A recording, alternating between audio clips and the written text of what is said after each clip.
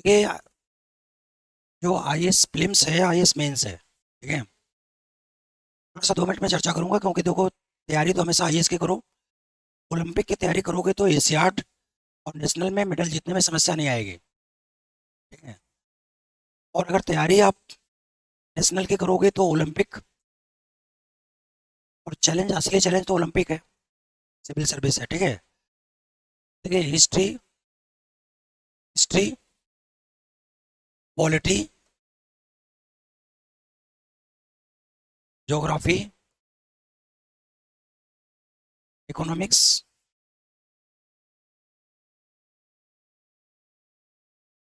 Social issue, इसके साथ international relation अपने आप आ जाएगा।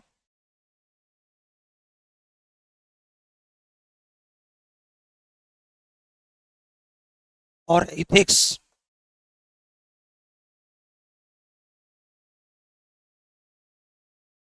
आप जब देखोगे, आप पूरे सेक्शन को उठा करके, चाहे आईएएस का प्रीलिम्स हो, चाहे कम में science and tech, science tech, इतना अगर आपने कंप्लीट कर लिया, बढ़िया तरीके से कंप्लीट कर लिया, तो चाहे बिहार दो, चाहे राजस्थान दो, चाहे यूपी दो, चाहे, ठीक है, यूपीएससी में एक ऑप्शनल है आपके पास, ठीक है। और ऑप्शनल,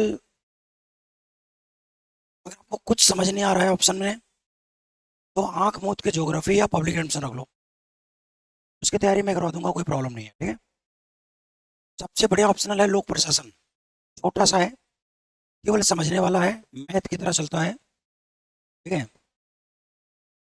जो आपके 4 पेपर जीएस के हैं फर्स्ट आईएएस मेंस में, ये इसी से मिला के बनते हैं, चारों पेपर। इसको आपने पढ़ लिया तो समस्या नहीं आएगी। और मैं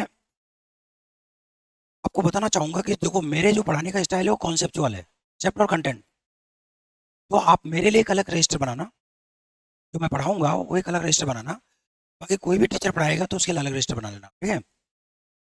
और रजिस्टर में केवल आपके पास कॉन्सेप्ट होगा, और बाकी फैक्ट के लिए, जैसे मैं आपको बताऊं, आपको बिहार देना है या आपको यूपी पीसीएस देना है या आपको यूपीएससी देना है, एनसीईआरटी का नोट्स बना करके दिया है, उसको भी बंद कर देना, एक बार पंखा बंद कर दो। आपके, मैं मेहनत और समय दोनों बचा रहा हूँ। वाराणसी में एक लड़का लगा हुआ है, मेरा पढ़ाया हुआ है, चंद्रकांत, आईपीएस है वो। तो चंद्रकांत ने केवल 6 रजिस्टर बनाए थे मेरे क्लास के, मात्र 6 रजिस्टर बनाए थे। उसने बोला कि सर, मैं मार्केट से खाली, उसने किरण की गाइड खरीदी थी इंग्लिश मीडियम वाली, जो एनसीईआरटी के नोट्स हैं। देखो, हमें अपना पेपर क्लियर करना है, हमें इस चक्कर में नहीं जाना है कि हमने किस संस्था में पढ़ा, किस टीचर से पढ़ा, कौन सी किताब पढ़ी, घर में लाइब्रेरी बना रखी थी, 18 घंटे मेहनत करते थे, ये सब दिखावे वाली बातें हैं। असली बात यह है कि आपका रिजल्ट हुआ कि नहीं हुआ। मैं खाली इसी बात पर फोकस करता हूँ। उस लड़के ने 6 रजिस्टर बनाए थे, 4 रजिस्टर चारों पेपर जीएस के थे उसके, और 2 रजिस्टर बने थे उसके ऑप्शनल के। ऑप्शनल भी उसका लोक प्रशासन था। मात्र 1 साल मेरे पास, मेरे संपर्क में था, और पहले टाइम में आईपीएस बन गया। आईपीएस बन गया, अभी डीसीपी लगा हुआ है वाराणसी में, चंद्रकांत। तो मैं खाली इतना सा कह रहा हूँ कि आप कॉन्सेप्ट्स को बहुत ज़्यादा मेहनत करें, सीखने में, समझने में, क्योंकि वही आपका मेंस है, लिखने का होता है। और एनसीईआरटी के सारे बुक्स को किरण वाले ने बहुत बढ़िया तरीके से नोट्स बना दिया है फैक्ट्स में। तो फैक्ट्स के लिए तो आप किरण की गाइड ले लो, ठीक है। करंट इवेंट के लिए आप, करंट इवेंट के लिए विजन का भी ले लो, विजन अच्छा निकलता है, ठीक है। 365 जो है, हमारे मित्र हैं बहुत अच्छे, मेरे साथ पार्टनरशिप में थे कभी वो, तो किरण की ले लो। और करंट इवेंट के लिए वो बढ़िया है, 365 बढ़िया है, ठीक है। और कोई जरूरत नहीं आप। तो 12 महीने का 12 हो गया, ठीक है, करंट इवेंट का हो गया, बाकी कॉन्सेप्ट मैं देता हूँ आपको। और जो स्टैटिक फैक्ट है वो किरण से ले लो, और कुछ मत पढ़ो, हिंदू पढ़ा, ये पढ़ा, वो पढ़ा, सब बेकार की बातें हैं। आईएएस बनने के लिए वो सब पढ़ने की जरूरत नहीं होती। पूरा पढ़ जाओगे, इसमें कुछ नहीं निकलेगा आपके लिए, ठीक है? आप सोचोगे सर क्या बता रहे हैं, लेकिन मैं चीप और बेस्ट काम बता रहा हूँ। किरण को 4 बार पढ़ो, उठा करके देख लो, चाहे बिहार हो, चाहे यूपी हो, चाहे राजस्थान हो, अगर एक भी फैक्ट मिस कर जाए तो मेरे से कहना आप। विजन के 365 देख लो, करंट इवेंट के 60 से 70% क्वेश्चन वहां से मिल जाएंगे आपको, और उससे ज़्यादा उम्मीद भी मत करो आप, क्योंकि मेरी जब 40% जाती है प्रीलिम्स में, तो कितना पढ़ोगे आप? कॉन्सेप्ट मैं पढ़ा के भेज दे रहा हूँ, क्वेश्चन कोई सा भी आ जाए आप इसको सॉल्व करने की स्थिति में रहोगे, ठीक है? और क्वेश्चन एवरेज लिखा जाता है, 40% 45% नंबर पर कोई बच्चा ये स्टॉप कर जाता है। अगर आपने मेंस की मैं बात करूँ, मेंस सबसे आसान है। आसान इसलिए है कि अगर आपने स्पीड अपनी ठीक ठाक रखी और सही कंटेंट पर आपने आंसर लिख दिया सारे प्रश्नों के, तो हिंदुस्तान का कोई ताकत नहीं है जो आपको मेंस फेल कर दे। मैं चैलेंज के साथ लिख के दे रहा हूँ, क्योंकि हम लोग कॉपी चेक करते हैं, हमने देखा है कि कैसे होता है। बस बेटा स्पीड आप बढ़िया रखें, टाइम मैनेजमेंट आपका सही हो, क्वेश्चन छूटने ना पाए बस, और क्वेश्चन को उसी तरह से ट्रीट करें जो क्वेश्चन में पूछा गया है, बाकी फालतू की चीज़ नहीं लिखें आप। अगर आप ऐसा करते हैं तो दुनिया की कोई भी ताकत आपको मेंस पास होने से रोक नहीं सकती, बढ़िया नंबर के साथ। और रही बात इंटरव्यू की, तो इंटरव्यू में मैं 10 दिन आपको गाइड कर दूंगा, तो आपसे बढ़िया कोई नंबर नहीं पाएगा।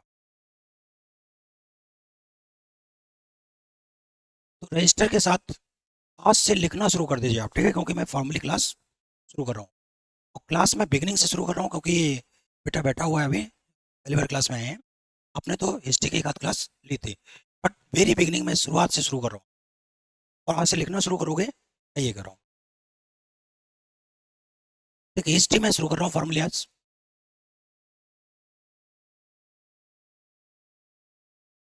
इसमें कुछ तो वर्ल्ड हिस्ट्री है, मैं मेंस के पॉइंट ऑफ व्यू से पढ़ा रहा हूँ, और कुछ इंडियन हिस्ट्री है। बट हिस्ट्री बहुत अलग चीज़ नहीं है, चाहे वर्ल्ड हिस्ट्री पढ़ो चाहे इंडियन हिस्ट्री पढ़ो, कॉन्सेप्ट वही है। फैक्ट में थोड़ा बहुत आपको, किरण से बाहर कोई फैक्ट नहीं जाता है, चाहे कुछ भी कर लो आप, कुछ भी करो, उससे बाहर कुछ नहीं जाने वाला है, क्योंकि उसने एनसीईआरटी की सारी किताबों का उसने नोट्स बना दिया है, और आपका बहुत समय उसने बचा दिया है। समझ रहे हैं आप उसने क्या किया है?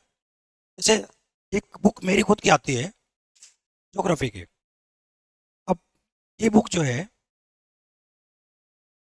ज़्यादातर यूजीसी नेट वालों के पास और ज़्यादा पीजी कोर्सेज वालों के पास रहती है। ये बुक जो है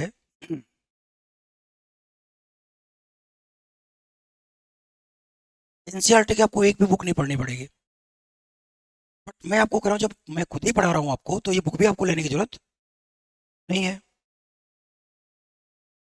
मेरे बुक को 4.8 का रिव्यू है, और ये जो किताब है, ये इंटरनेशनल लेवल की किताब है, क्योंकि इसको इंटरनेशनल स्टैंडर्ड बुक नंबर भी मिला हुआ है। स्टैंडर्ड बुक नंबर के साथ साथ इंटरनेशनल स्टैंडर्ड बुक नंबर मिला हुआ है। 362 रुपीज़ की एक बुक पड़ती है ये, बट ये भी आपको पढ़ने की जरूरत नहीं। अगर आप यूजीसी नेट देना चाहते हैं तो आप इस किताब को पढ़ें, अदरवाइज अपने आप, ठीक है? टोटल 400 पेज में किताब लिखी गई है, लेकिन इसके पढ़ने के बाद ज्योग्राफी, और मेरी बुक को अरिहंत, सब सारे कोचिंगों वालों ने कॉपी कर रखी है। नोट्स आप देखोगे तो मेरी बुक के सारे कॉपी है ये। बुक 2015 में हमने निकाली थी, 15 में, तो कई बार इसको रिप्रिंट किया गया है। ज़्यादातर कोचिंग इंस्टीट्यूट ने इसको कॉपी कर रखी है पूरी, क्योंकि कुछ शॉर्ट चैप्टर ऐसे हैं जो यूपीएससी में बहुत ज़्यादा पूछे जाते हैं, जैसे नेचुरल डिजास्टर है, इकोसिस्टम है, जियो पॉलिटिक्स है, तो इस बुक में मिलेगा आपको। बाकी तो ज्योग्राफी हर जगह लोग पढ़ लेते हैं, ठीक है? चलिए शुरू करें। देखिए मैं थोड़ा बिगनिंग से बताऊंगा, हिस्ट्री क्या है, इसको क्यों पढ़ा जाए, इसकी क्या उपयोगिता है, तभी आपको अच्छा लगेगा पढ़ने में कि इसको क्यों पढ़ा जाए, ठीक है? तो जैसा कि मैंने आपको बताया कि यूपीएससी में, संघ लोक आयोग में, या किसी स्टेट सिविल सर्विस में आपको सिस्टम पढ़ना होता है, सब्जेक्ट। इसका मतलब हमें हिस्टोरिकल सिस्टम पढ़ना है। ये क्या पढ़ना है? हिस्टोरिकल सिस्टम पढ़ना है। लिखना शुरू कर दीजिए, the study of historical system, the study of historical system. तो सबसे पहले तो हमें जानना पड़ेगा कि क्या हिस्ट्री है क्या। इतिहास क्या है जिसकी हम स्टडी करें, ठीक है, क्यों स्टडी करें, किस अप्रोच से स्टडी करें, ठीक है, ये सारी चीज़ें जानना पड़ेगा। तो अगर व्हाट इज हिस्ट्री, एक बहुत बड़े इतिहासकार थे जिनका नाम था doctor E H Carr, honour थे वो। उन्होंने किताब लिखी थी व्हाट इज हिस्ट्री, इतिहास क्या है, बुक का नाम था व्हाट इज हिस्ट्री। तो उन्होंने पहली बार ये बताया कि इतिहास क्या है। उन्होंने सीधा सा कहा कि systematic study of the past historical system is history. Past के जो सिस्टम है उसकी सिस्टमेटिक स्टडी करना ही हिस्ट्री है। डेफिनेशन लिख लो, systematic study of the past system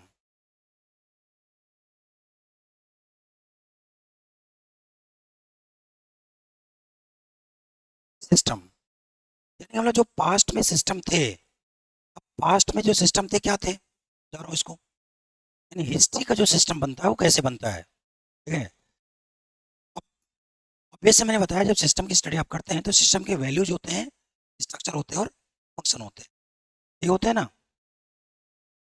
लेकिन हिस्ट्री में सारे के सारे सिस्टम इंक्लूड होंगे, जैसे social system, political system, economic system.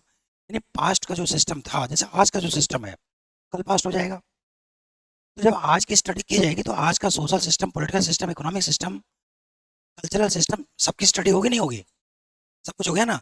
तो हिस्ट्री अपने आप में सारी चीज़ों को समेट लेता है। तो पास्ट के सिस्टम थे, उसमें हर सिस्टम की स्टडी इतिहास में की जाएगी, सिस्टमेटिक तरीके से की जाएगी। अब सिस्टमेटिक तरीका क्या होता है, इस चीज़ को समझ लीजिए। फिर ई एच कार कहता है, मैं इसी की बात कर रहा हूँ अभी, कि दुनिया का सबसे बड़ा विद्वान था ये कहता है कि जब हम पास्ट के सिस्टम की स्टडी करते हैं तो पास्ट के सिस्टम की स्टडी हम दो पार्ट में करते हैं। कितने पार्ट में करते हैं, ये सारी चीज़ें इंक्लूड कर रहा है। जैसे आपकी मैं बात करूं, अगर आप अपने की स्टडी करोगे तो एक तो आपका मानसिक पक्ष है जो दिखता नहीं है, दिखता है क्या, सोच है, थिंकिंग है आपकी। और एक वो चीज़ है आपकी बॉडी दिखती है, आपके हाथ पैर दिखते हैं, सिर दिखता है, दिखता नहीं दिखता है। तो किसी भी सिस्टम के दो पार्ट होते हैं, एक विजुअल पार्ट होता है और एक इनविजुअल पार्ट होता है। तो हिस्ट्री के भी दो पार्ट हैं, एक तो इनविजुअल है और एक विजुअल पार्ट है, देखना पड़ेगा। चलो, सिस्टम के दो पार्ट हैं, हैं? हाँ, बिल्कुल, विजुअल और इनविजुअल पार्ट हो गए। जो विजिबल पार्ट है इसको तो कार कहता है सिविलाइजेशन, और जो इनविजिबल पार्ट है इसको बोलता है कल्चर।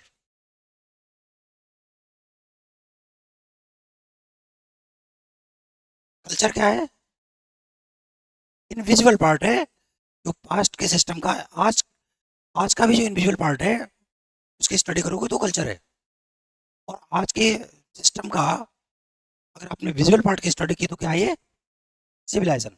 तो सिविलाइजेशन और कल्चर समझ में आ गई बात। जो किसी सिस्टम का इनविजिबल पार्ट होता है वो क्या है, सिविलाइजेशन, और उसके विजुअल पार्ट को क्या बोलते हैं, विजुअल पार्ट सिविलाइजेशन है और इनविजुअल पार्ट क्या है। अच्छा, आप सपोज करें, अगर आपकी मैं बात करूं तो आप क्या सोचते हैं, चलो आप अपने आप को, मान लो कि हम इतिहास के रूप में स्टडी कर रहे हैं अपनी, तो हम क्या सोचते हैं, हमारी सोच की कैटेगरी क्या है। जो हमारी सोच की कैटेगरी है वही हमारा कल्चर है, मैं समझा रहा हूँ उसको। हमारी सोच की कैटेगरी दो है, दो कैटेगरी में हम सोचेंगे, ठीक है। यानी कल्चर के दो पार्ट होते हैं, कल्चर को क्लासीफाई करोगे दो पार्ट में आएगा। एक तो हम क्रिएटिव सोचते हैं, क्या सोचते हैं, और एक हम रेशनल सोचते हैं, तार्किक सोचते हैं। क्रिएटिव और रेशनल।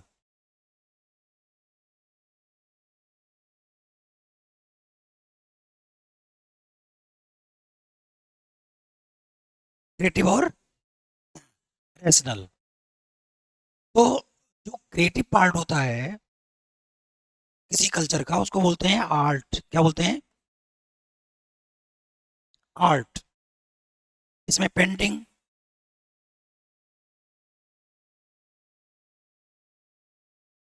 लिटरेचर, रिलीजन,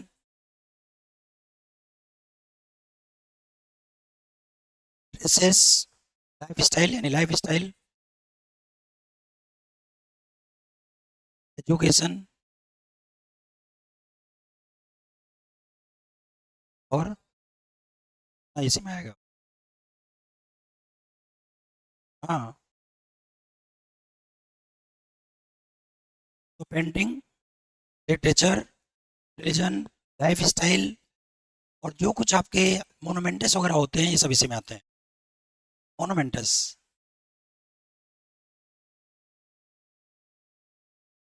ठीक है? और रेशनल पार्ट में आता है साइंस, इसको क्या बोलते हैं? और इसमें ये जो इनोवेशन है, रिसर्च है, वो सारी चीज़ें आएंगी। फिजिक्स में, केमिस्ट्री में, बायोलॉजी में, ठीक है? फिजिक्स, केमिस्ट्री, बायो, ठीक है? या आप साइंस और टेक्नोलॉजी ऐसे बोल लो आप, ठीक है? क्या लिखोगे? साइंस और वो कौन से साइंस और टेक्नोलॉजी यूज करते थे?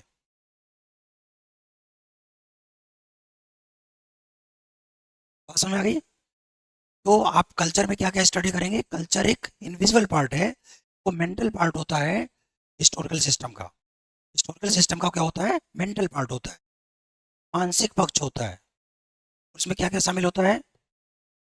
मोनूमेंट्स, किले, खंडहर, ये सब है, ठीक है? पेंटिंग, ड्राइंग, लिटरेचर, ठीक है? रिलीजन, लाइफ स्टाइल और एजुकेशन और इनोवेशन और रिसर्च जो है, जो साइंस और टेक्नोलॉजी, ये सब मिला करके क्या बनते हैं? कल्चर बनते हैं। बेटा कोई समस्या तो नहीं समझने में? हैं? अब जो आपका मानसिक पक्ष होता है वही चीज़ तो आप अपने सिस्टम में लाते हैं ना? हैं? तो सोचोगे वही तो करोगे। तो ये क्या हो गया इसका? विजुअल पार्ट हो गया। इसको क्या बोलते हैं? सिविलाइजेशन। तो सिविलाइजेशन और कल्चर अलग अलग चीज ही है, दोनों क्या हैं? इनहेरेंटली जुड़े हुए हैं। जैसा कल्चर होगा वैसा सिविलाइजेशन बनेगा। सिविलाइजेशन में क्या पढ़ोगे आप? इनका पॉलिटिकल सिस्टम कैसा था?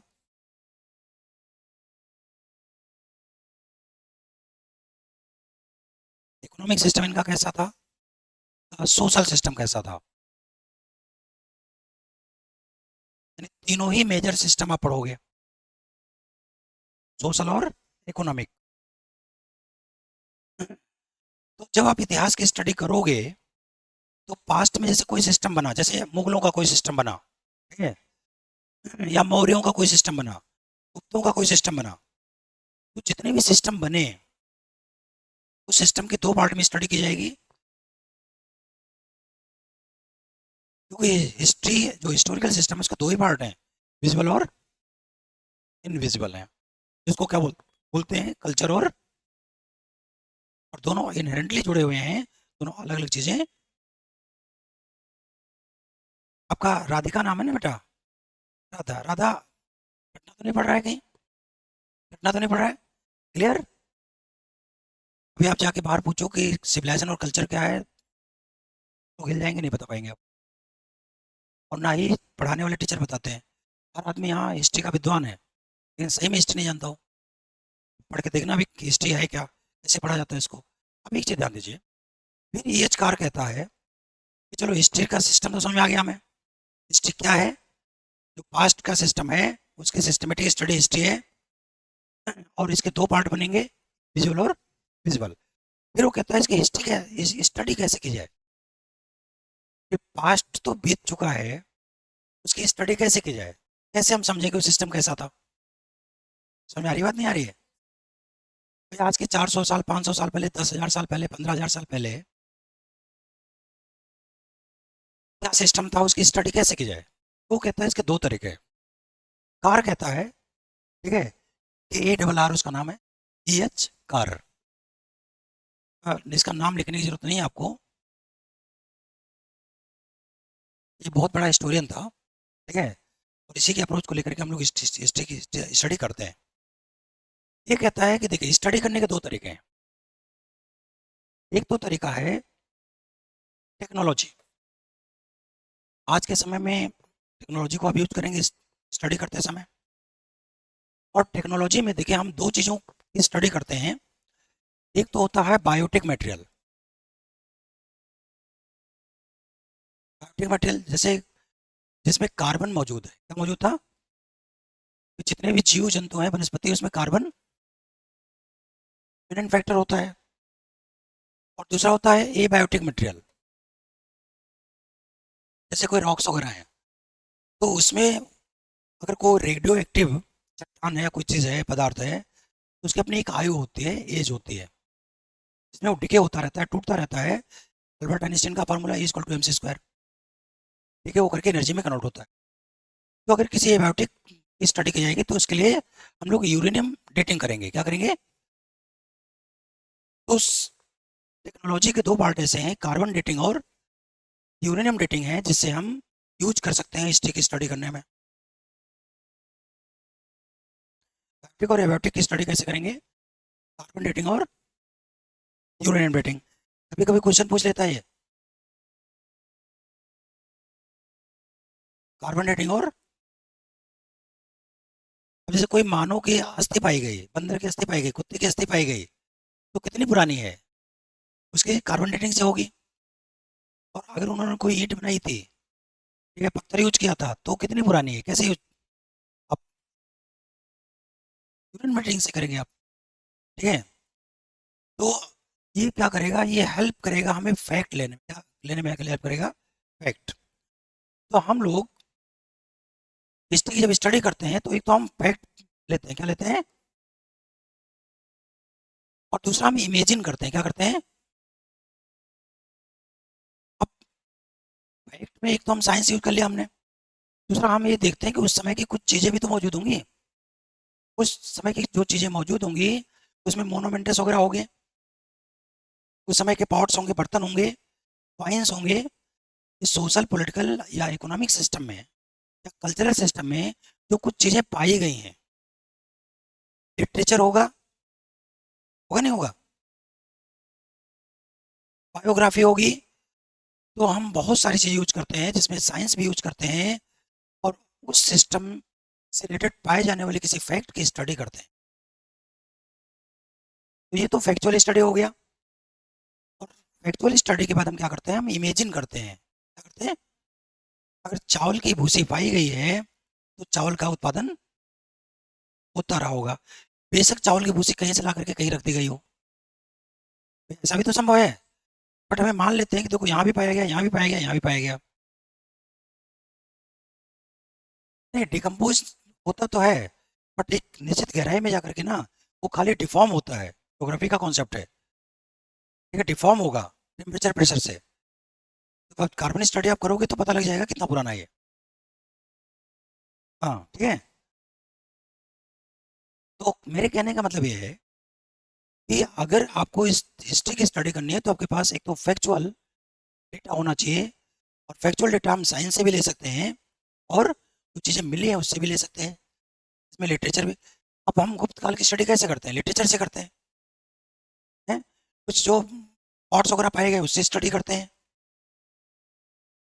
ठीक है। आर्यों की स्टडी कैसे करते हैं? कुछ पांडुलिपियां पाई गई उससे करते हैं। कुछ जो कहीं खुदाई उदाई में चीज़ें मिली हैं उससे करते हैं। अभी तो समझते हैं हम। तो जो हम लोग सबसे पहले क्या करें, हिस्टोरिकल सिस्टम को समझने के लिए सबसे पहले हमें फैक्ट को पाना होगा। क्या पाना होगा? और फैक्ट जब हम स्टडी करेंगे तो उसके हम लिए साइंटिफिक मेथड यूज कर सकते हैं, बट फैक्ट जरूरी है। फैक्ट जरूरी है। और फैक्ट के बाद हम क्या करते हैं फिर? इमेजिन करते हैं कि अगर इन फैक्टों को ध्यान में रखा जाए तो ऐसा सिस्टम रहा। क्लियर? अगर अफ्रीका से मानो ऑस्ट्रेलिया की तरफ आया होगा, इंडिया की तरफ आया होगा, तो या तो सारे महाद्वीप आपस में जुड़े रहे होंगे, या तो कहीं ना कहीं नाव, हवाई जहाज या तैरना जानते होंगे। तो यही तो सोचोगे आप, हैं? अगर यहाँ से आप जीटीवी नगर गए हो तो या तो सवारी से गए होगे या तो पैदल गए होगे। ये तो इमेजिन करेंगे हम। तो जब फैक्ट आ जाता है तो इसके बाद हम लोग क्या करते हैं? इमेजिन करते हैं, और उस सिस्टम की पूरी रूपरेखा, आउटलाइन खींच देते हैं और यही इतिहास है। बात समझ आ गई? तो कार कहता है कि हम दो, एक तो इमेजिन को यूज करते हैं और एक फैक्ट को यूज करते हैं, इसमें हम साइंस भी यूज करते हैं। तो हिस्ट्री है क्या? हिस्ट्री सोशल साइंस है। क्या है? हिस्ट्री सोशल साइंस है, कि उसमें इमेजिन भी शामिल है और साइंस भी शामिल है। आगे बढ़े। देखिए, जब हम हिस्ट्री की स्टडी करते हैं तो हमें दो तीन चीजें और देखना पड़ेगा। इतिहास के पढ़ने के तरीके क्या है? जैसे हम लोग तो पढ़ना शुरू कर देते हैं, ये त्रिभुजाकार थी सभ्यता, ये मिल गया वो मिल गया। ऐसे नहीं। इतिहास में क्या पढ़ा जाए, इतिहास है क्या, उसको कैसे स्टडी की जाए। ठीक है? आज यूपीएससी क्या चाहती है हमसे, तो किस अप्रोच पे स्टडी करें उसके। तो हिस्ट्री की जो स्टडी के अप्रोच हैं वो दो तरह से हैं। पॉइंट्स बनाते रहो, ठीक है, और लिखते रहो इसको, क्योंकि अब क्लास में रिपीट नहीं करूंगा। एक तो ट्रेडिशनल अप्रोच है।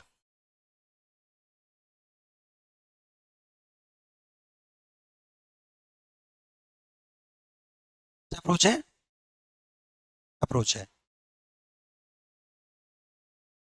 और दूसरा है मॉडर्न अप्रोच।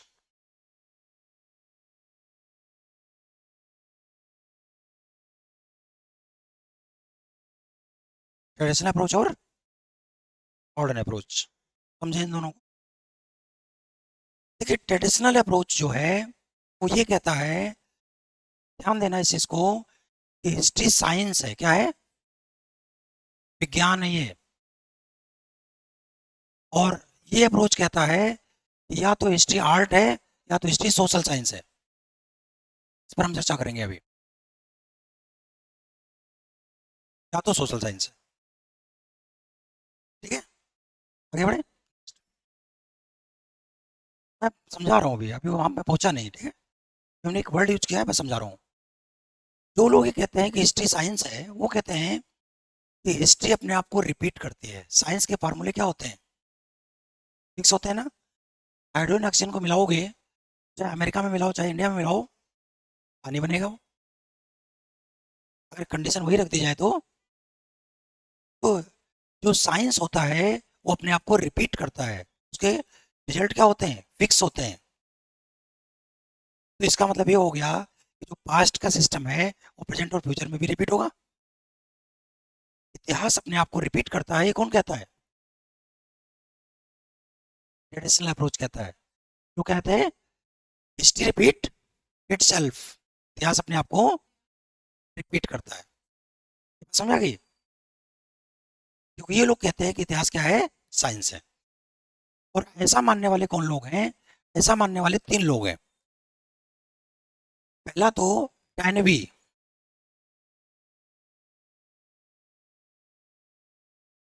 अर्नोल्ड टैनवी, इसका नाम है ए टैनवी, DYNABBE, DYNABBE, टैनवी। ये कहता है हिस्ट्री ये साइंस, इतिहास साइंस है, एंड रिपीट इटसेल्फ, ये अपने को रिपीट कर देता है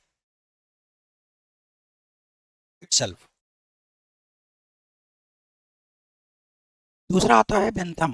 बेंथम का प्रिंसिपल ऑफ यूटिलिटी है उपयुक्तवाद का सिद्धांत। ठीक है, बेंथम, बेंथम, BENTHAM। हाँ, बेंथम का नाम सुना होगा, बहुत फेमस है। बेंथम, जे बेंथम जो है, इसने पॉलिटिकल साइंस और हिस्ट्री दोनों पे ही अपने थॉट दिए हैं। ठीक है, ये उपयुक्तवाद का सिद्धांत देता है। ये क्या कहता है कि जो हिस्टोरिकल सिस्टम है, जैसे आज का कोई सिस्टम है, तो आज अगर हम देश के सिस्टम की स्टडी करेंगे तो क्या 140 करोड़ों की स्टडी करते हैं क्या? बिहार के आप इतिहास का अध्ययन करें अगर आज, तो नीतीश कुमार, लालू यादव, तेजस्वी यादव, इन्हीं की तो करेंगे आप। तो ये कहता है कि इतिहास में हर चीज़ की स्टडी नहीं होती है। इतिहास में हमेशा उस चीज़ की स्टडी की जाती है जो मोस्ट इंपॉर्टेंट फैक्ट, इंसिडेंट या पर्सन होते हैं, जो सिस्टम को ग्रेटली इफेक्ट करते हैं। नहीं समझे आप? मतलब पूरे सिस्टम में हम केवल जो यूटिलिटेरियन फैक्ट हैं, इंसिडेंट हैं, या पर्सन है उन्हीं की स्टडी करते हैं, लिखना पड़ेगा। In system study only utilitarian utilitarian fact circumstances incident and person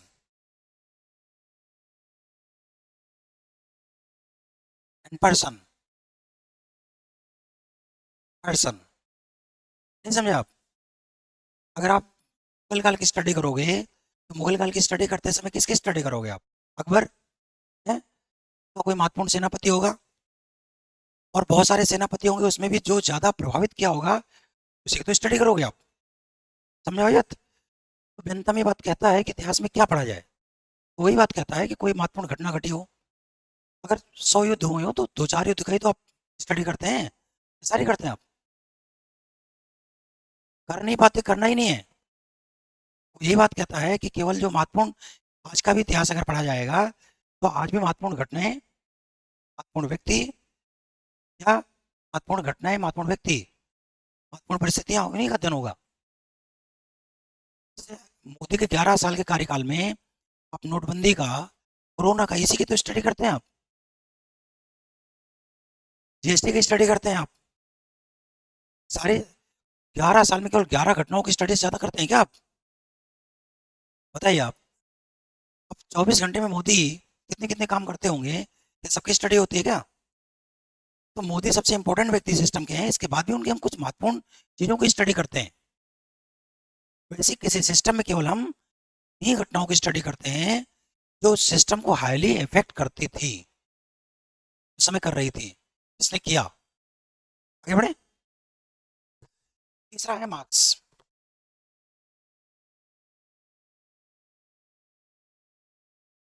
marks कहता है कि हिस्ट्री क्या है, तो वो है बेसिकली क्या होता है, ये सिस्टम है, हिस्ट्री सिस्टम है। सिस्टम और एंटी सिस्टम दो फोर्सेज हैं। कहता है कि समाज सिस्टम को सपोर्ट करने वाले और एक सिस्टम को अपोज करने वाले। आलू की सत्ता बिहार में क्यों? ये सिस्टम था वो ज्यादा इफेक्ट। नीतीश की सत्ता कब जाएगी? जब ये सिस्टम, एक सत्ता कब जाएगी? जब सिस्टम ज्यादा, अगर प्रो सिस्टम इफेक्टिव था तो नीतीश। मार्क्स कहता है कन्फ्लिक्ट अमंग ये सिस्टम है, प्रो सिस्टम, ये दोनों यहाँ मौजूद हैं, बस में कन्फ्लिक्ट करती है। लगातार इनमें क्या होता है? संघर्ष। अगर एंटी सिस्टम जीतेगा तो एक नया सिस्टम बन जाएगा, प्रो सिस्टम जीतेगा तो चलता रहे। कॉमन है, लेकिन सोचा तो मार्क्स ने ना, इसको आप हर जगह स्टडी करेंगे। जैसे कैसा थिंकर, ये बात समझ आ गई नहीं आई? एंटी सिस्टम और प्रो सिस्टम समझ में है? और इन्हीं का जो जो स्ट्रगल चल रहा है, कंफ्लिक्ट चल रहा है, इसका रियल हिस्ट्री है। एक सिस्टम कैसे बना, एक सिस्टम कैसे खत्म हुआ, ये बात समझ में आ गई? ये सिंधु घाटी सभ्यता खत्म हुई होगी, उसके बाद आर्यों की सभ्यता आ गई, कैसे आई? इसका मतलब प्रो सिस्टम, ये सिस्टम था, जीत गया उस समय के सिस्टम से। आर्यों की सभ्यता कैसे खत्म हुई? इसका मतलब ये है कि प्रो सिस्टम हार गया, एंटी सिस्टम जीत गया, तो खत्म हुआ सिस्टम। अंग्रेज कैसे जीत गए, मुगल कैसे जीत गए, यही तो हो रहा है। मार्क्स कहता है कि एवर, हमेशा से एक क्लास स्ट्रगल चल रहा है, वर्ग संघर्ष चल रहा है। एंटी सिस्टम के लोग हैं सताए हुए लोग, प्रो सिस्टम के लोग हैं वो अन्याय, ठीक है? अच्छा, सत्ता के खिलाफ ही तो है, खिलाफ वोट पड़ता है तो लोग हार जाते हैं, सत्ता के पक्ष में लोग रहते हैं तो जीतते हैं। क्या अन्याय करता है, तो सत्ता अच्छा काम करेगा तब तो थोड़ा हारेगा वो, सत्ता गलत करेगा तभी तो हारेगा। इतिहास क्या है? ये सिस्टम और सिस्टम का कन्फ्लिक्ट है, ठीक है? इसी से कोई सिस्टम बनता और, समझ में आ गई बात? समस्या तो नहीं? बट ये तीनों ही इस बात से सहमत हैं, इतिहास अपने आप फिट करता है। इतिहास क्या है? आगे बढ़े। ये अप्रोच 1955 तक चलता रहा, और सेकंड के बाद चीजें चेंज होने लग गई, विज्ञान का कहीं से प्रयोग शुरू हुआ, मॉडर्न अप्रोच आ गया। कौन सा अप्रोच आ गया? और मॉडर्न अप्रोच दो तरह का है, एक तो उसको बिहेवियरल अप्रोच कहते हैं, तो बोलते हैं पोस्ट बिहेवियर, कर व्यवहार।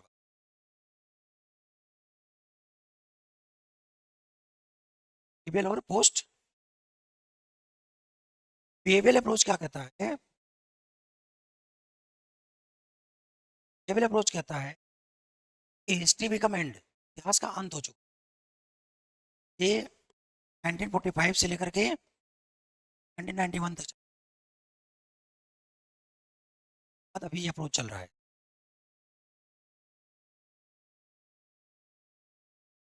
ये क्या कहता है? इतिहास का अंत हो चुका। क्या बोला? अंत हो गया। ये कहता है, एक चीज ध्यान दीजिए, कल का सिस्टम था, कल तक ये था। आज का जो सिस्टम है वो नई परिस्थितियों है। तब कल के सिस्टम की स्टडी करने का वाला है आज की परिस्थिति। 71 में हम लोगों ने पाकिस्तान को हरा दिया था, 2025 में भी पाकिस्तान को कोई जरूरत नहीं, हम पाकिस्तान को लड़ाई लड़े एक दिन की। 47 की परिस्थितियां अलग थी जब भारत का, चीज की परिस्थितियां अलग है। तो अगर सब कुछ वैसा ही रिपीट हो जाए तो भी भारत का विभाजन, ये कहता है history become and because he will approach that past system is not affected in present and future. past का सिस्टम है present और future affect, बट इसने क्या किया? इसने साइंस बना दिया, इसने आर्ट, हाँ लगने के गया। फिर 1992 में जेम्स हर्डिंग एक नया अप्रोच दिया, इसको बोलते हैं पोस्ट मॉडर्न। यही चल रहा है आज, यूपीएससी यही पूछती है,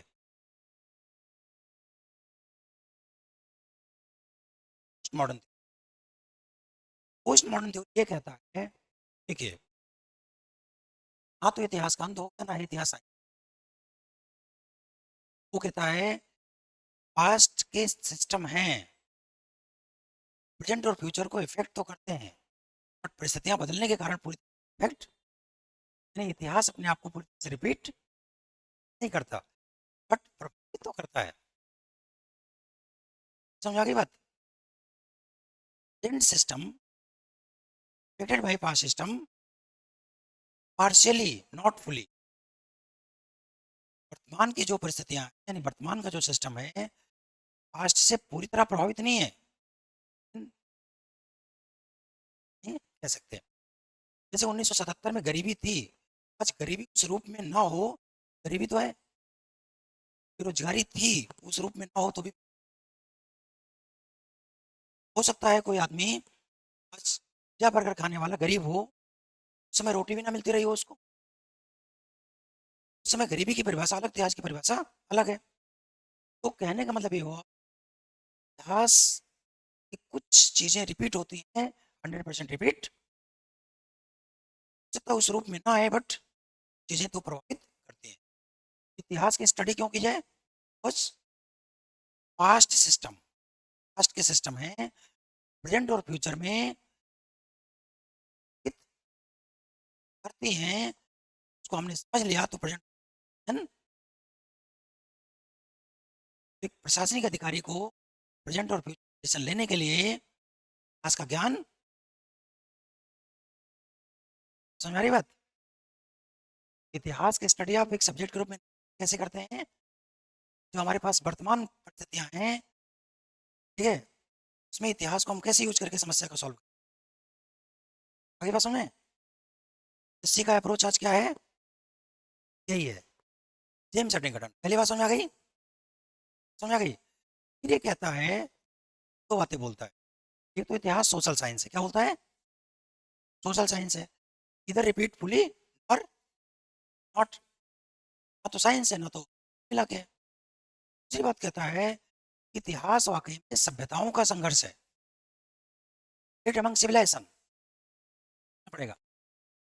इतिहास सभ्यताओं का संघर्ष है, समझा रहा हूं उसको, सभ्यताओं का संघर्ष है। कहां से सहमत हो रहा है? आंख से है? Civilization among civilization, history is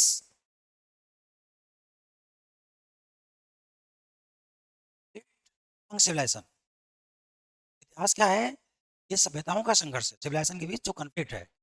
इसको मार्क्स भी तो ये कहता है कि प्रो फोर्सेज और एंटी फोर्सेज, लेकिन थोड़ा सा इसको चेंज कर देता है। कैसे करता है चेंज? ये कहता है कि दुनिया में अलग अलग सभ्यताएं, पश्चिम की सभ्यता है कि नहीं है, इस्लामिक सभ्यता है कि नहीं है, जैन सभ्यता है कि नहीं है। इस्लामिक सभ्यता हो चाहे चाहे क्रिश्चियन सभ्यता हो, हर सभ्यता चाहती है कि माने, या तो बल प्रयोग से माने से मान ले। एक तो होता है बल से गुलाम बना लेना, एक होता है मान से गुलाम बना लेना, है ना। अगर हम लोग ये मान लें, आज हमें एक ऐसी स्टडी दी गई, दिया गया, हमारे दिमाग में ये चीज बैठा दी गई, यार इंग्लिश पढ़ना बहुत, इसमें आने वाले उनके लेक्चर पढ़ेंगे, क्वेश्चन पढ़ेंगे, तो हम लोग क्या बोलेंगे? समुद्रगुप्त भारत का नेपोलियन, दैट। तो हमने हल्का दिखा दिया किससे? इसका मतलब हो गया से गुलाम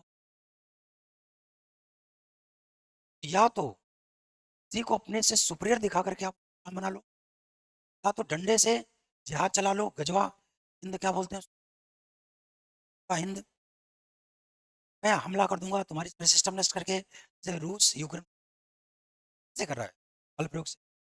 यूक्रेन का कल्चर खत्म हो जाएगा, रसिया का कल्चर,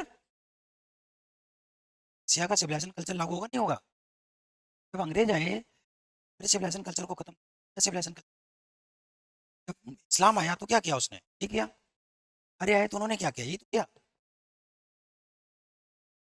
चाहे आप उसको सुपरियरिटी के रूप में स्वीकार करो, चाहे डर से स्वीकार करो, क्या रहा है?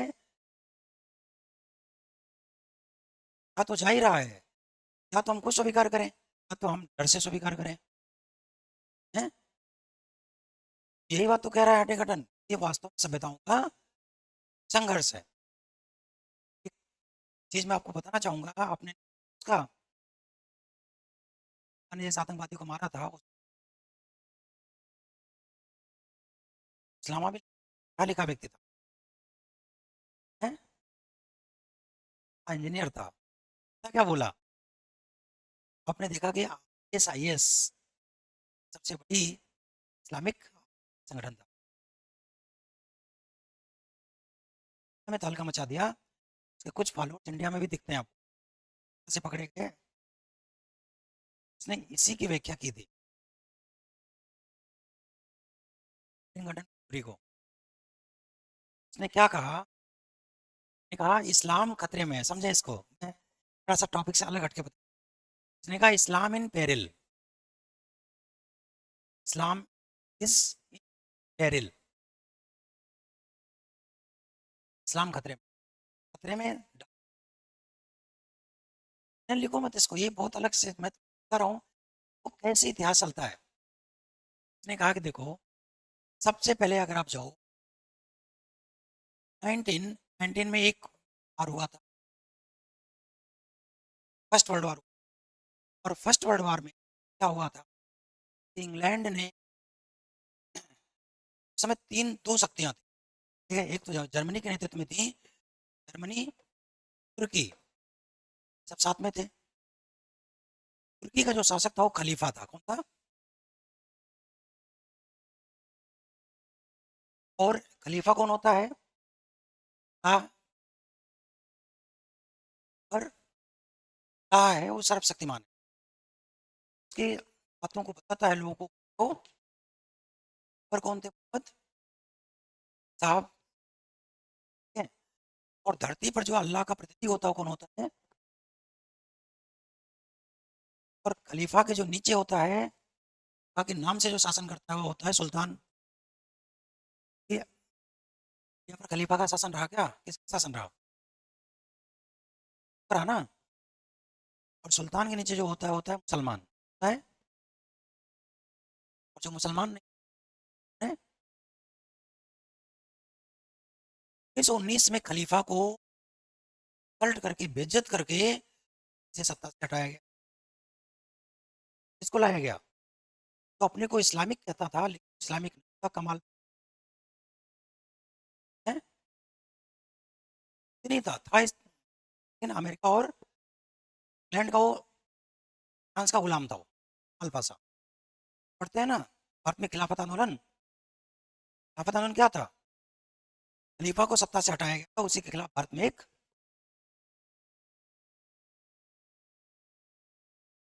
यहाँ के जो परंपरागत मुसलमान थे, खलीफा की सत्ता सपोर्ट करते थे, जो के खिलाफ। ठीक है। तो जलील किया गया। उसको जलील करने में कौन शामिल था? क्रिश्चियन शामिल थे। क्रिश्चियनिटी इस्लाम की दुश्मन है कि नहीं है? क्रिश्चियनिटी इस्लाम की। फिर इसने कहा, दूसरा घटना घटी 1947 में। उन्होंने कश्मीर में इस्लाम के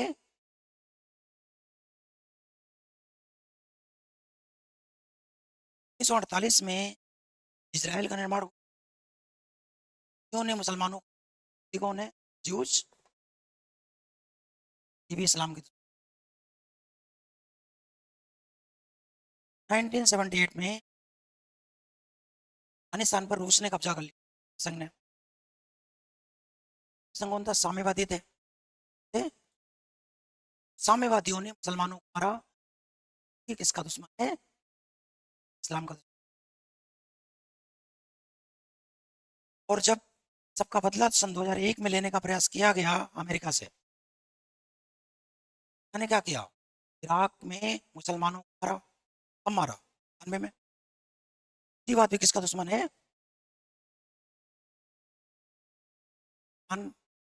पता नहीं हुआ था इराक युद्ध अमेरिका के बीच? सद्दाम हुसैन को फांसी दे दी गई थी। मुसलमान थे नहीं थे? 1991 में जीवादियों ने, स्टिक ने मुसलमानों को मारा। ये बात किसका दुश्मन है?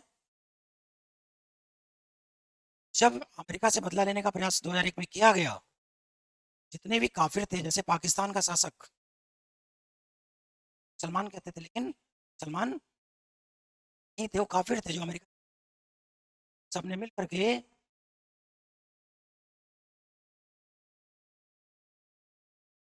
इस्लाम के खिलाफ आ गए। सन पर हमला हुआ। इस्लाम में है, सारी सभ्यताएं इस्लाम पर, सारी विचारधाराएं इस्लाम पर कर रही हैं। इसलिए जितने भी इस्लामिक लोग, खड़े हो जाओ, ताकि सारी सभ्यताओं को नष्ट कर दो।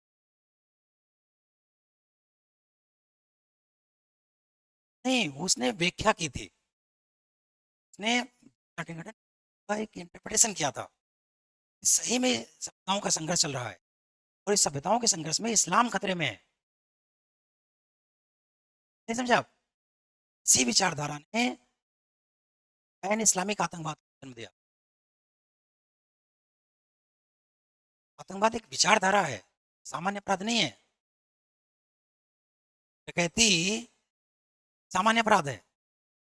डकैती का ऑब्जेक्ट सांस्कृतिक हमला नहीं है। आतंकवाद का उद्देश्य क्या है? सांस्कृतिक हमला है।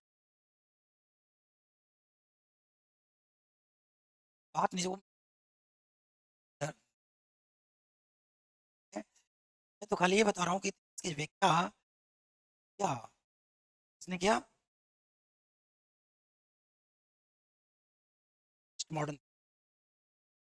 इसने ये बताया कि आतंकवाद आ गया, उसकी स्टडी तो की जाएगी ना। तो मैं और डिटेल बताता तभी आपको समझ आ जाता।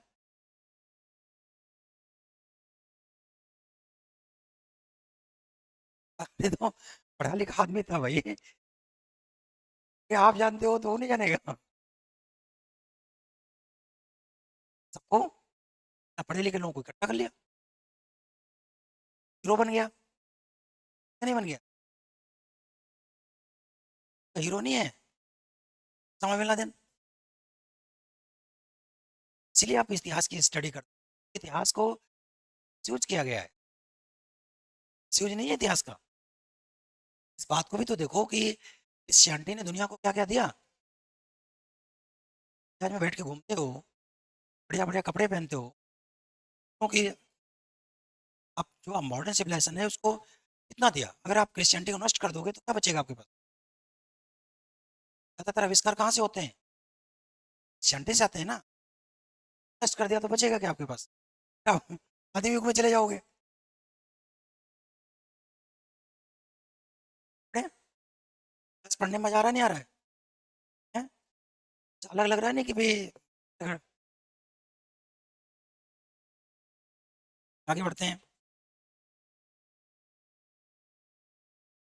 बिहेवियर पोस्ट बिहेवियर में अंतर है, उसको आर्ट मानने लग गया। बिहेवियर बिहेवियर एक जितने भी सोशल साइंस थे, 1945 के बाद में एक विचारधारा आ गई। इस सिचुएशन ज्यादा प्रभावित करता है चीजों को, परिस्थितियां ज्यादा। सिस्टम वही बनता है जहां परिस्थितियों की देन होती है। बिहेवियर का मतलब व्यवहारवाद। फिर व्यवहार, चीजें व्यवहारिक होती हैं, चीजें सिद्धांत में नहीं होती हैं, ये कह रहे हैं। इनमें दो थ्योरी है, बिहेवियर और बिहेवियर। तो बता दिया मैंने, ये बड़े ठीक है। अब आप देखें इतिहास की बिगिनिंग कहाँ से होती है, एवोल्यूशन ऑफ हिस्ट्री।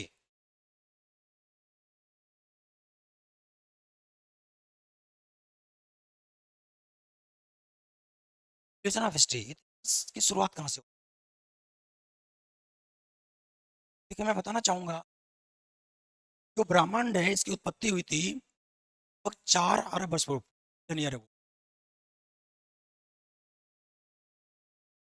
4 अरब वर्ष पूर्व पृथ्वी की उत्पत्ति हुई है। ब्रह्मांड और पृथ्वी भी पढ़ाएंगे तो बताएंगे, ठीक है? और पृथ्वी की जब उत्पत्ति हुई तो इसकी हम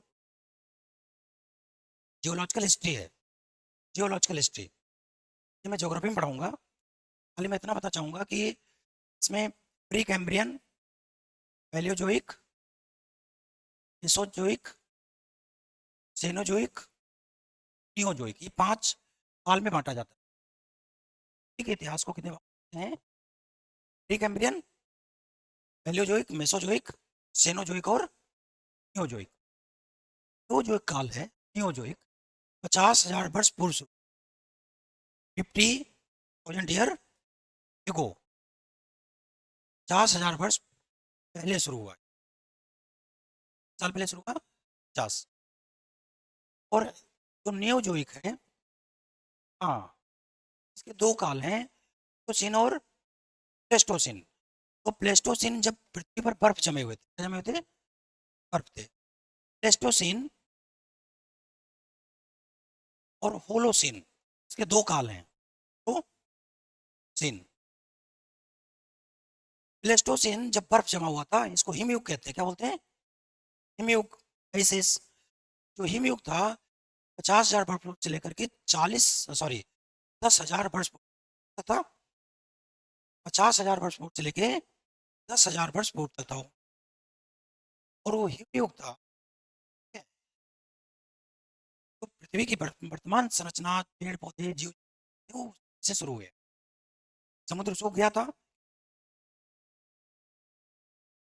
और यहाँ से जैसे ही सेनोजोइक युग शुरू होता है, सॉरी न्यूजोइक, जैसे ही बुद्धिमान मानव का जन्म होता है। इसका बुद्धिमान मानव का जन्म अफ्रीका में होता है अफ्रीका में। तो हम निग्रेटो कहते हैं। क्या बोलते हैं? Negrito. Negrito, GERETO, Negrito. Negrito, हाँ, उसी से बना हुआ है निग्रेटो। ये सेपियंस थे, सेपियंस, ये बुद्धिमान मानव मानते हैं। और यही लोग सभ्यताओं के जिम्मेदार है। They are responsible for the development of the civilization and culture.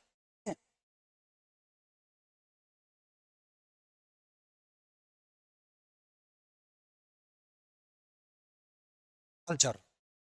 और सभ्यताओं की शुरुआत कहाँ से होती है? होलोसीन से होती है। कैसे? होलोसीन। यानी जितनी भी सभ्यताएं हैं 10,000 वर्ष पहले शुरू हुई, 10,000 ईयर एगो। तो इतिहास का अध्ययन हम 10,000 वर्ष आज तक करते हैं। समझा तो नहीं?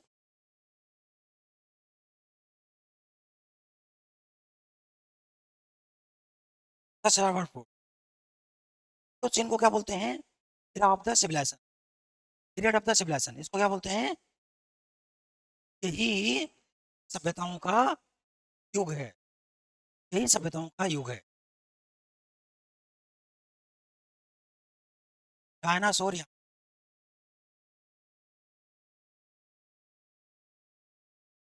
पर जीव जंतु शुरुआत से होती है। समुद्र समुद्र की उत्पत्ति यहाँ होती है। ठीक है? हिमालय यहाँ बने चेनो युग में कि नहीं था। कि इसे बोलते हैं जब हम में बांटते हैं, इपो ये है एरा, इसको क्या बोलते हैं? एरा। इसके बाद आता है इपो युग जिसको बोलते हैं। ये ज्योग्राफी है बेटा, यहाँ नहीं बताऊंगा मैं। और फिर आता है पीरियड। ठीक है?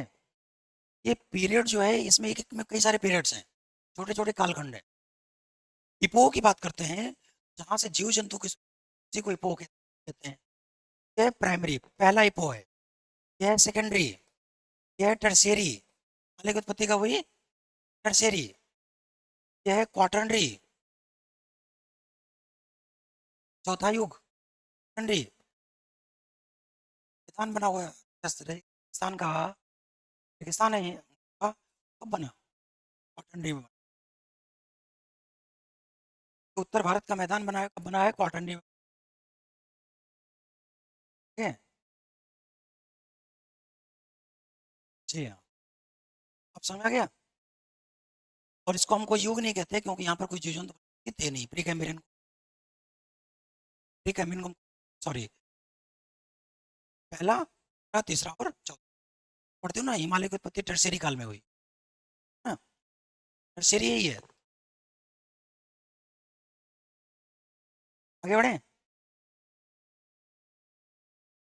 ठीक है? जब हम होलो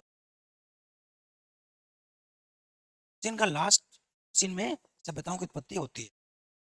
ठीक है? अफ्रीका में मानव ये मानव की उत्पत्ति अफ्रीका में होती है। और अफ्रीका से मानव का प्रवास होता है इधर या और ऑस्ट्रेलिया की तरफ। और इन लोगों को बोला गया प्रोटो ऑस्ट्रोलाइट। क्या बोला गया? ऑस्ट्रोलाइट।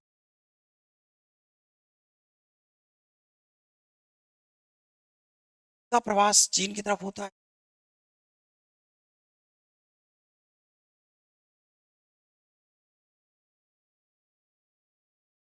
का प्रवास काकेशस माउंटेन की तरफ होता है या काकेसाइड। का प्रवास आल्पस माउंटेन का, इनको बोला गया अल्पाइन। थोड़ा और आगे बढ़ गए या नार्डिक। एक ब्रांच इंग्लैंड तुम इधर चली गई है जो मध्य सागर है, तो बोला गया ओरिएंटल।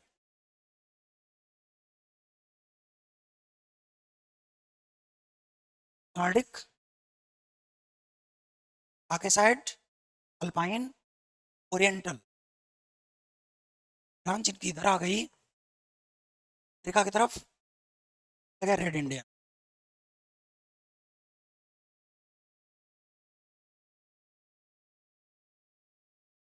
बात समझ आ गई? प्रारंभिक सभ्यताओं के जिम्मेदार कौन थे? यही थे। अब एक चीज ध्यान दीजिए, प्रारंभिक सभ्यताएं इसमें क्या था? जो मैंने आपको बताया यूटिलियन थ्योरी क्या है? क्या है? तो वस्तु ना कि सिस्टम को हाईली है उसी की स्टडी होती है। जब प्रारंभिक मानव का जन्म, प्रारंभिक मानव है, उसने अपनी जान बचाने के लिए जंगलों की तरफ चला गया।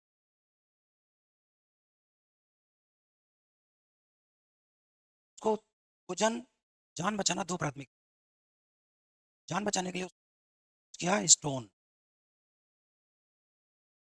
क्या पत्थर, तीव्र पत्थर। तो से पहले सभ्यता दिखनी शुरू हुई, उसको बोलते हैं थिक सिविलाइजेशन है, थिक सिविलाइजेशन।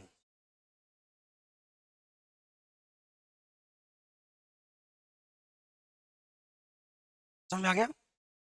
थिक सिविलाइजेशन है। अब लिथिक में भी आप देखिए, जब इन्होंने ब्लंट स्टोन, नेचुरल पत्थर उस समय स्टडी करते हैं, ईस, बेसाल्ट, हाइट, क्वार्ट्ज, मेटामॉर्फिक रॉक थे। इग्नियस रॉक जो होते हैं वो भी, जो मेटामॉर्फिक होते हैं, जो हाई टेम्परेचर और प्रेशर से बनते हैं, बहुत ही मजबूत, संगमरमर है तो बहुत मजबूत होते हैं। तो ज्यादातर इनके जो स्टोन थे वो क्या थे?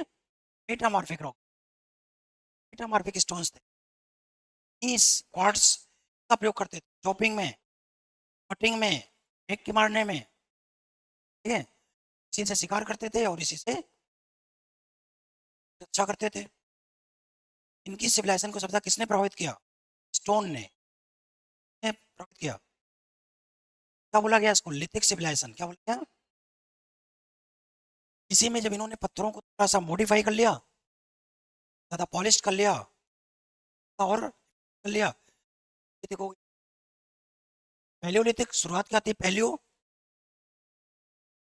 फिर हो गया मेसो, और लास्ट में पत्थरों को छोड़ करके शिफ्ट होने लगे की तरफ, सर, धातुओं की तरफ, ठीक है। ये नियोलिथिक, यानी सभ्यता, तृतीय सभ्यता, सभ्यता में, ठीक है। लिथिक का जो लास्ट फेस है वो कालिक सिविलाइजेशन है। क्या है? ये कॉपर धातु का प्रयोग करने के बहुत कम समय का था। इसके बाद ये लोग क्या करते हैं? जंगल छोड़ देते हैं, तो छोड़ देते हैं, पत्थरों को छोड़ देते हैं, फिर चले जाते हैं नदियों की तरफ। कहाँ चले जाते हैं? नदियाँ क्या थी? फर्टिल लैंड था, पीने का पानी था, समूह में रह सकते थे। यहाँ पर ये कहाँ गए? सबसे पहली नदी घाटी सभ्यता का मेसोपोटामिया में।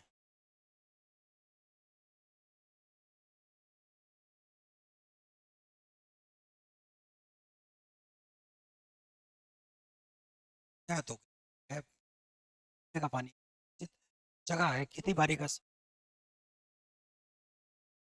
सबसे पहले तो, सबसे पहले तो जीव जंतु थे, समाज तो बनाने, जान बचाने थे पेड़ों के नीचे, गाँव में छुपते थे, सिविलाइजेशन था।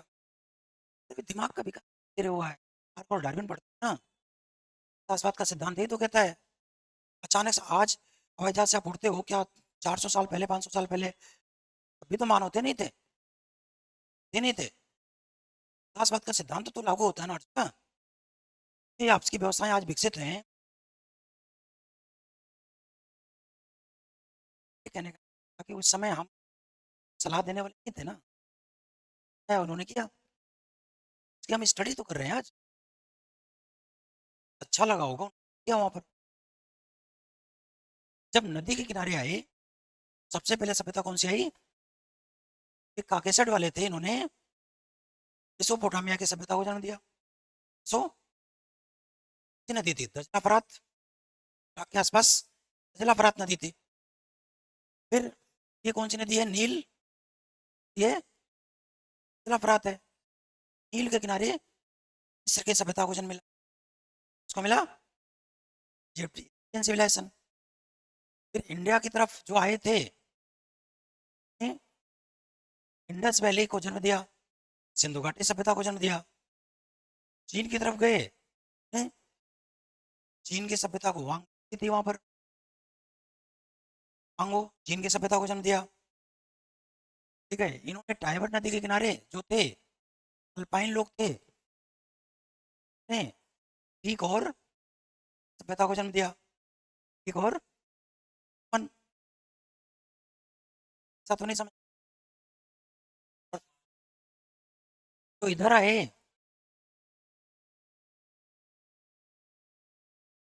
हाँ, क्रिश्चियंस तो ऐसा क्लाइमेट था वैसे।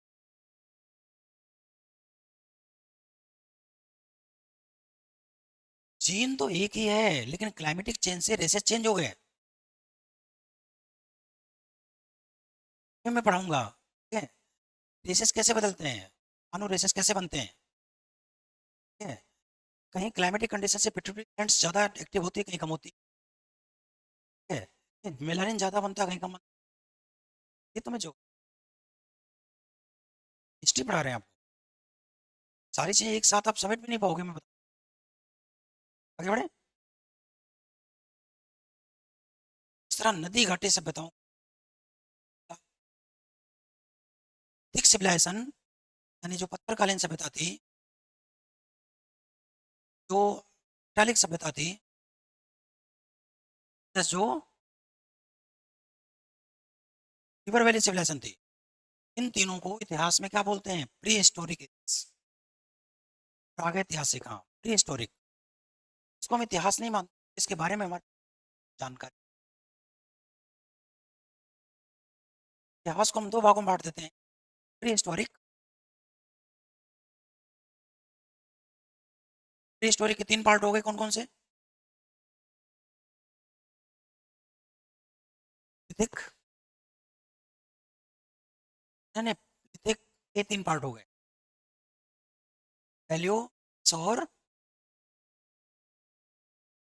इसके तीन पार्ट हो गए, पैलियो, सो। ये कन्वर्ट कहाँ हो गई, मेटालिक, इसमें कन्वर्ट हो गई मेटालिक। ये किसमें कन्वर्ट हो गई, फिर रिवर वैली से,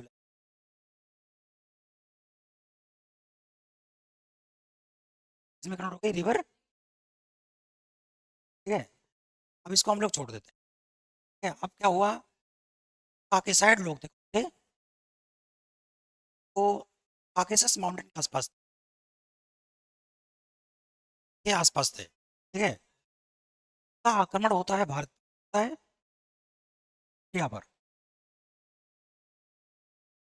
और जब इनका आक्रमण होता है इंडिया पर, इंडस वैली सिविलाइजेशन खत्म हो जाती है। इसकी जगह एक नई सभ्यता आती है, वैदिक सिविलाइजेशन है। ये वेद लेकर के आते हैं, क्या लेके आते हैं, वेद, जिससे अपना सिस्टम बनाते हैं, सिस्टम चलाते हैं। वैदिक ज्ञान का मतलब, ये चाहते हैं, उनको बोलते हैं आर्य। हमारे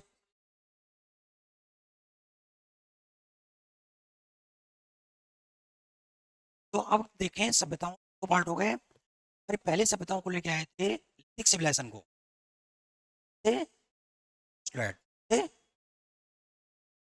इनको हम द्रविड़ कहते हैं, क्या बोलते हैं, दस पहले सिविलाइजेशन थे, या तो स्ट्रैट की सभ्यता खत्म हो गई, नई सभ्यता आ गई, आर्य लेके आए, या वैदिक सिविलाइजेशन। वैदिक सिविलाइजेशन जो आप पढ़ते हैं, तो वैदिक सिविलाइजेशन में आर्यों का सिस्टम पढ़ेंगे आप, इसका पढ़ेंगे का सिस्टम पढ़ेंगे, गुप्तों का सिस्टम पढ़ेंगे, राजपूतों। चार बड़े सिस्टम है जिसको आप स्टडी करें, किसके किसकी, और ये गुप्त, अरे पहले हो गए वैदिक। वैदिक सिविलाइजेशन खत्म होता है, 16 महाजनपद आ जाते हैं, 16 महाजनपद के बाद मौर्य काल आ जाता है? तो 16 महाजनपद भी पढ़ लेंगे हम। वैदिक सिविलाइजेशन, सिविलाइजेशन, सिविलाइजेशन और राजपूत, ये प्राचीन भारत में चार बड़ी सिस्टम को हम स्टडी करें हैं, साथ में चीजें कंक्लूड ऐसे इसको स्टडी की जाती है। सबसे ज्यादा प्रभावित कौन करेगा, वेद करेगा, चारों सिविलाइजेशन को सबसे ज्यादा प्रभावित कौन करेगा, ये करेगा। इसलिए इसको हम प्राचीन भारत का वैदिक सिविलाइजेशन कहते हैं। यही हिंदुओं का सभ्यता है। Yes, Hindu civilization. पढ़े। फिर इस्लामिक क्या होता है इंडिया पर? इस्लाम गुप्त काल वही तो हो गया का सिविलाइजेशन। वैद, मौर्य, मौर्य के बाद कौन है? गुप्त है। गुप्त के बाद राजपूत आ गए। ये तो पढ़ रहे हैं आप। और लगभग थोड़ा बहुत चेंज के साथ सारी सभ्यताएं एक जैसी थी। चेंज आपको नहीं दिखेगा। एक ही तरह से बनी हुई सभ्यताएं थी। पढ़े। फिर इस्लामिक हमला होता है इंडिया पर। एक नई सभ्यता और संस्कृति है, पूरे सिस्टम को सिस्टम बनाती है। ये इस्लामिक सिविलाइजेशन जो है क्या जाती है। अब इस्लामिक सिविलाइजेशन के भी दो पार्ट हैं। पहला तो है खलीफा को ही खलीफा मान करके सुल्तान शासन करते थे। जितना सुल्तानों का शासन रहा, ये तो गुलाम काल है। कौन सा है? गुलाम हुए नहीं हुए? सुल्तान तो गुलाम थे ना। हैं? गुलाम वंश। इसी को सल्तनत काल कहते हैं। तो काल सल्तनत। एक तो सल्तनत काल आप पढ़ेंगे, चाहे आप अफगानों को पढ़ें, चाहे आप तुर्कों को पढ़ें, ठीक है, चाहे आप मंगोलों को पढ़ें, ठीक है, चाहे आप ईरानियों को पढ़ें, हैं? चारों को आप स्टडी करेंगे। ईरानी कौन थे, अफगान कौन थे, और तुर्क कौन थे, और चारों ही लगभग इस्लाम को मानने लोग। और थोड़े बहुत हिस्सों पर इन्होंने शासन किया, पूरे पे शासन। तो सल्तनत काल में इसके स्टडी करेंगे आप।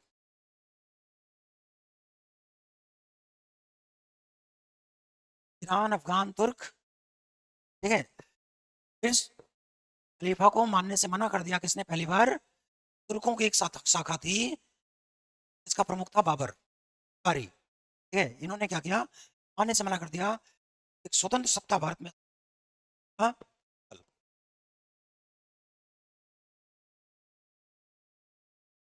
ये भी मुसलमान थे कल भी। ये को नहीं मानते थे, बनाई।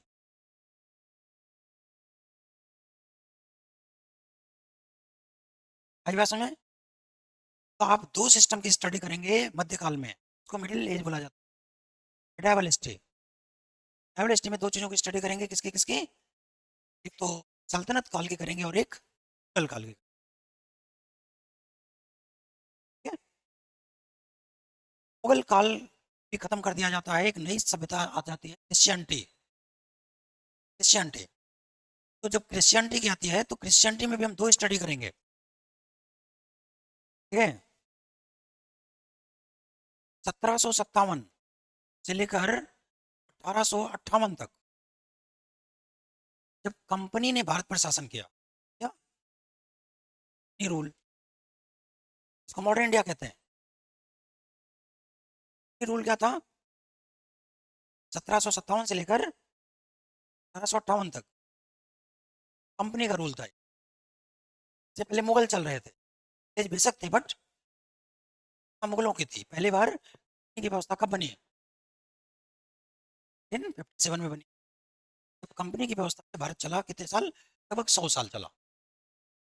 फिर 1858 में इस सरकार ने पूरे भारत पर कब्जा कर लिया। ये सरकार, ठीक है, उसको बोलते हैं ब्रिटिश इंडिया रूल। ब्रिटिश या 1858 से लेकर 147।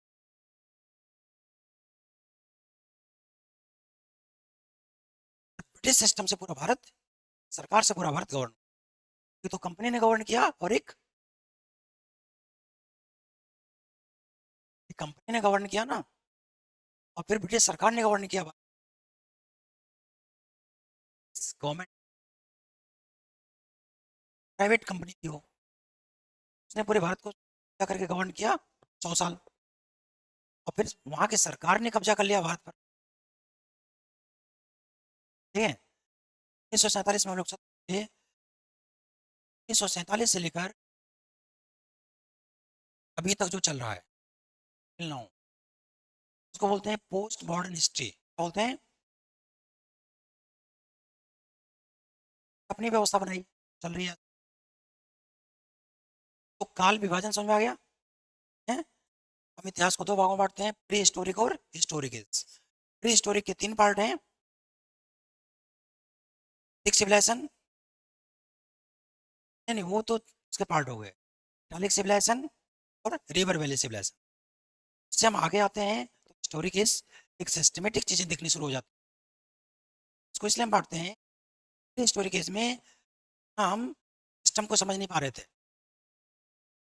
हम सबूत थे समझने के। हिस्टोरिक सिविलाइजेशन में पहली बार वैदिक सिविलाइजेशन आता है, ठीक है। और वैदिक सिविलाइजेशन में किसकी स्टडी करते हैं, आर्य और गुप्त और राजपूत। फिर आ जाता है मिडावल हिस्ट्री। मिडावल हिस्ट्री में दो चीजें पढ़ते हैं हम, सल्तनत और मुगल। फिर क्रिश्चियनिटी आ जाती है, क्रिश्चियनिटी को भी हम दो रूपों में पढ़ते हैं, रूल और डिसरूल। फिर इसके बाद मॉडर्न थ्योरी, ठीक है। अब आया, इतिहास पढ़ने में वो टाइम लगेगा क्या आपको?